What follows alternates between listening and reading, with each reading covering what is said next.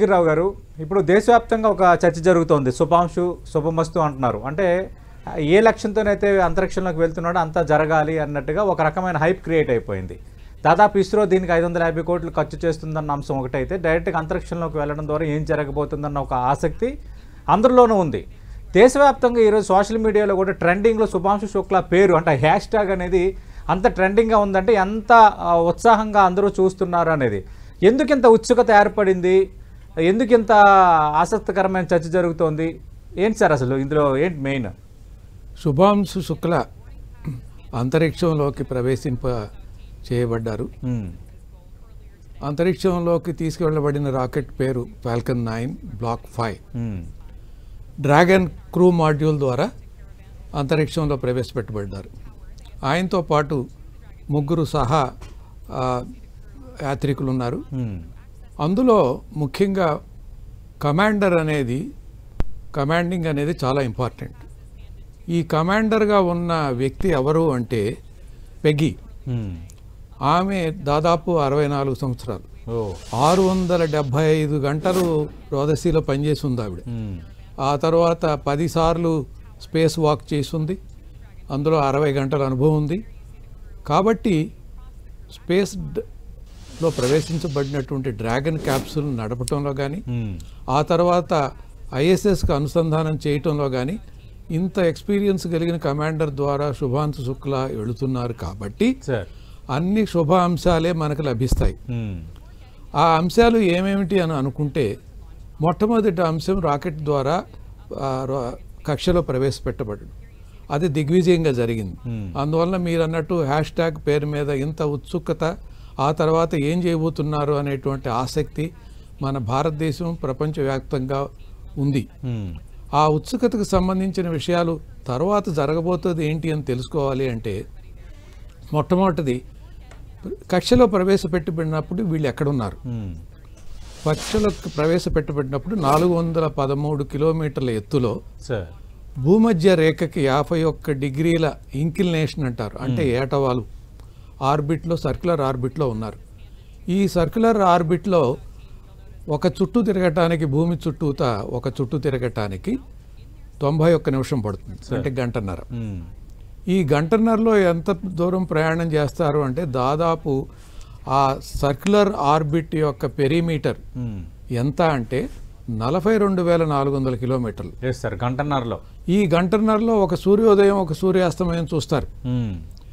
ఈ సందర్భంలో ఈ నలుగురు కలిసి అనుసంధానం చేయటానికి చేయవలసిన కార్యక్రమం ఏమిటి అంటే, మొట్టమొదటి ఏమన్నారు అంటే, మొట్టమొదటి వాళ్ళ యొక్క చేయవలసిన కార్యక్రమాల ప్రణాళిక చూసినట్టయితే, వీళ్ళు కక్షలో ప్రవేశపెట్టబడిన తర్వాత వాళ్ళు సాధారణ మానవులు ఉండేటువంటి కృత్రిమ వాతావరణం, అంటే బోయింగ్ 737లో మనం ప్రయాణం చేసినప్పుడు ఎంత కంఫర్ట్ ఉంటుందో అలాంటి కంఫర్ట్ ఉన్నటువంటి వాతావరణం ఉంటుంది. కాబట్టి రాకెట్ ప్రయాణం అయిపోయింది కాబట్టి స్పేస్ సూట్లో నుంచి వెంటనే బయటికి రావచ్చు. అది కక్షలో ప్రవేశపెట్టబడిన తర్వాత మొట్టమొదటి కార్యక్రమం, స్పేస్ సూట్లో నుంచి బయటకు వచ్చేసారు, కంఫర్టబుల్గా ఉన్నారు, మైక్రోగ్రావిటీలో ఉన్నారు. వాళ్ళు చేయవలసిన మొట్టమొదటి కార్యక్రమం ఏంటంటే ఫస్ట్ మీల్ తీసుకోవడం కూడా ఆదేశాలు ఉన్నాయి అక్కడ. సో ఫస్ట్ మీల్ తీసుకున్నారు. ఫస్ట్ మీల్ తీసుకోగానే తర్వాత కార్యక్రమం ఏంటంటే, మనం అనుకున్నాం 413 కిలోమీటర్లు వృత్తాకారం ఉన్నటువంటి కక్ష. మరి ఐఎస్ఎస్ కక్ష ఎంత? ఐఎస్ఎస్ కక్ష కూడా 413, 420 కిలోమీటర్ల లోపల ఉన్నటువంటి కక్ష, అది కూడా ఎత్తు. కాకపోతే కొంచెం వ్యత్యాసం ఉంది రెండిటికి. ఈ వ్యత్యాసాన్ని సరిదిద్దుకుని ఒకదాని వెంట ఒకటి వచ్చేటట్టు చేయాలి. దాన్ని ఏమంటారంటే ఆర్బిట్ యాక్టివేషన్ అంటారు. ఈ ఆర్బిట్ యాక్టివేషన్లో మొట్టమొదటి జరిగేది ఏంటంటే ఫేజింగ్ బర్న్ అంటే దాంట్లో థ్రస్టర్స్ ఉంటాయి, ఎటువైపు నుంచి ఎటువైపు తీసుకువెళ్ళాలి అనేది.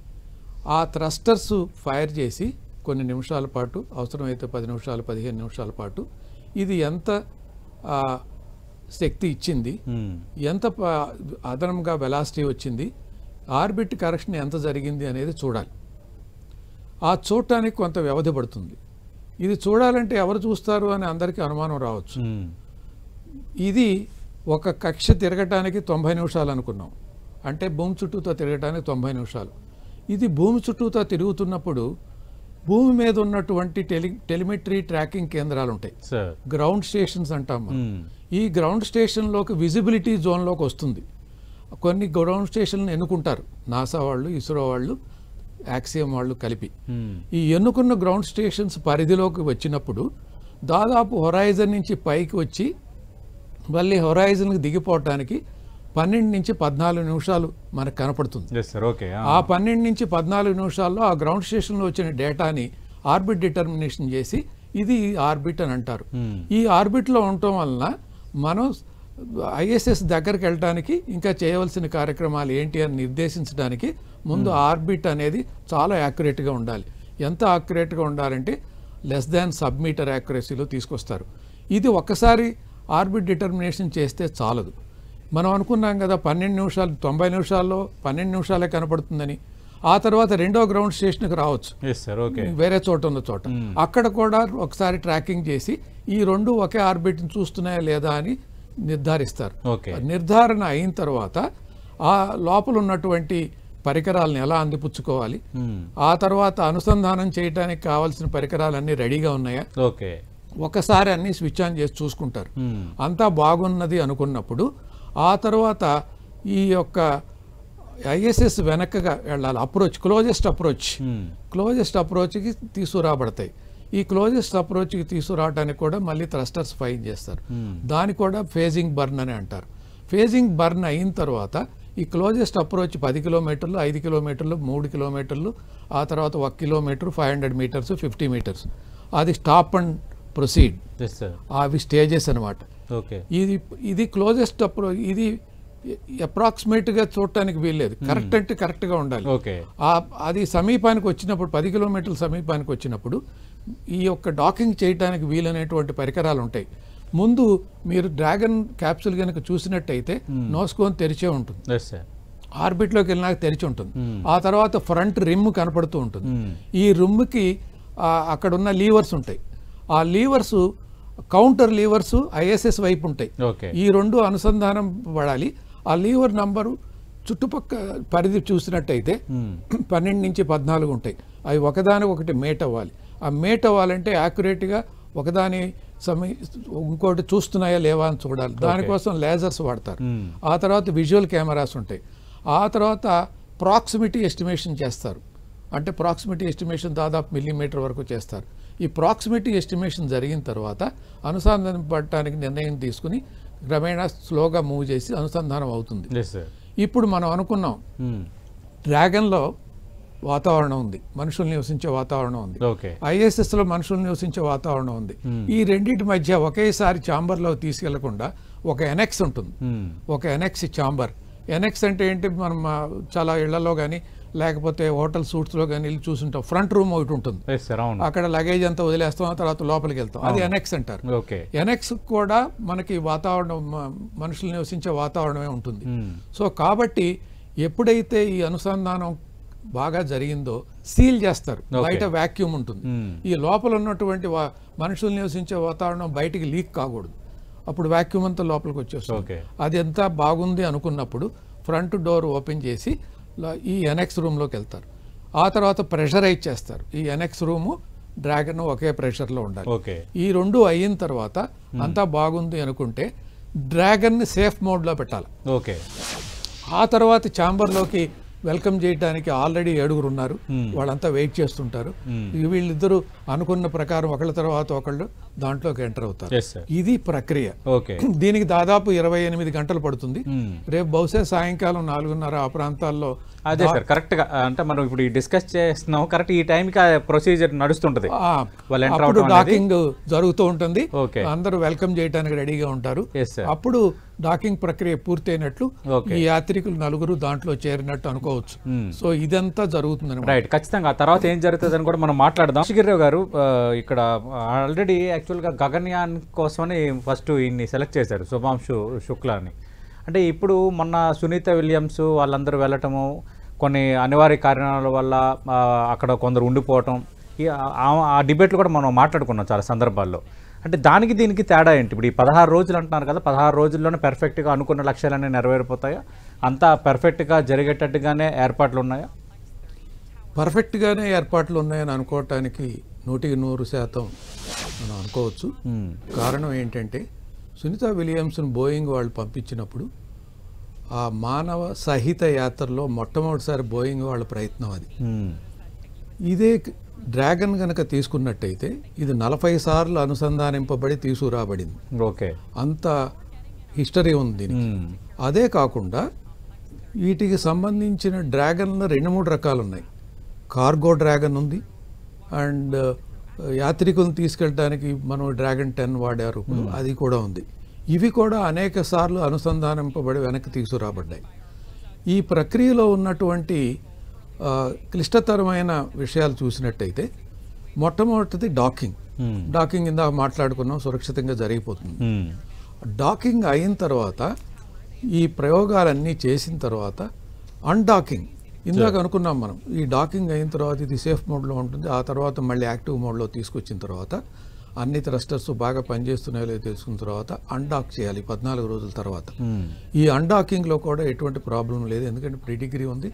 దానికి ముఖ్యంగా ఈ స్పేస్ మిషన్స్లో ఏంటంటే ప్రతి క్రిటికల్ సిస్టమ్స్కి డ్యూయల్ రిడెండెన్సీ అని ట్రిపుల్ రిడెండెన్సీగానే ఉంటుంది. ఓకే, అతి క్లిష్టమైన నాటికి ట్రిపుల్ మాడ్యులర్ రిడెండెన్సీ ఉంటుంది, క్లిష్టతరమైన నాటికి డ్యూయల్ రిడెండెన్సీ ఉంటుంది.